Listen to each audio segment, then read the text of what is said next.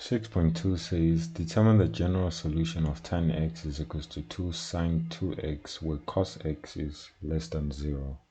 So a general solution is like solving for x, but it involves trigonometric ratios. And generally, since trig ratios usually have a period and they repeat after a set interval, it is what you find is that the answers will repeat themselves after each designated period of that specific function. So if it's a normal sine graph, that same value will appear every 360 degrees. That is why we find general solutions for the intersections of two graphs. So something like this, they will always intersect at a similar position, although my drawing is very off, but these are the answers or the points in which our graphs intersect, and they will always be at set intervals. So to begin the problem, we need to solve this, and we'll start off by reducing tan x into its identity, which is sine x over cos x. This is said to be equal to sine 2x is an identity.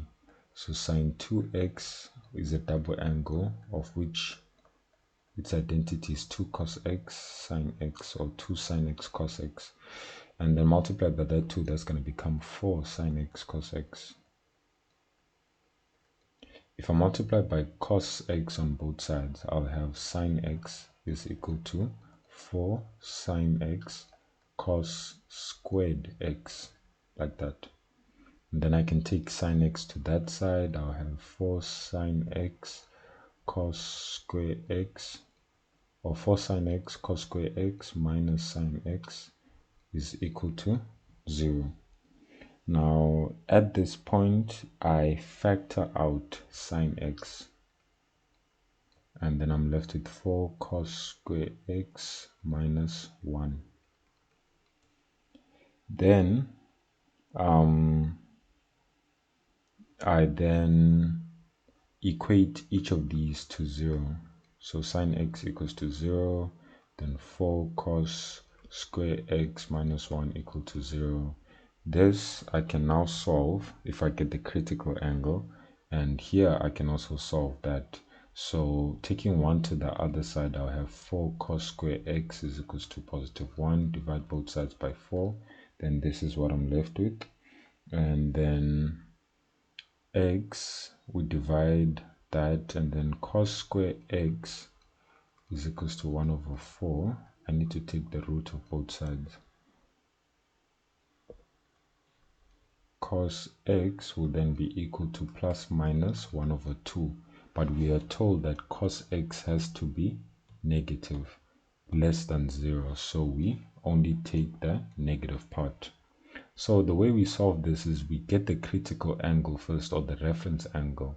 So the reference angle here will be 180 degrees. This happens if we take the arc sine of 0. So taking sine to the other side gives us a reference angle of 180 degrees. Then we say our answer will repeat. X is equals to 180 degrees plus k times 360, which is the period of this graph, where k can be any integer, like that. So we're going to repeat the same process over here. Cos x, we need the reference angle. When you get the reference angle, you don't mind the negative that you see over here. You simply say the reference angle will be the arc cos of negative a half. So if you were to take that and put it on your calculator without the negative, so reference angle would just be the arc cos of a half, which is equal to 60 degrees. Then what you do from this point on is you decide where the angle lies. So the angle will be 60 degrees over here. So where do we place the 60 degrees? We first have to look where cos is negative. So cos is negative in two quadrants because it's positive in two quadrants. In the first one, it's always positive. Then in this one, it's also positive, which is the fourth one, which means in the second and in the third quadrant, our cos is negative. These are the quadrants we're going to use for our answer because we can see our answer is in the negative side. So for our first answer, which will be in the second quadrant, we'll say we know answers or values or angles in the second quadrant are described by 180 minus x. We're going to say x is equals to 180 minus the reference angle, which is 60, plus 360k. And then we can simplify this to 120 plus 360k, and then you can say k is an element of all integers, like that. Then for the second answer, or you can write it in terms of quadrants, this is the second quadrant, that's the third quadrant. Here we're gonna say 180 plus 60.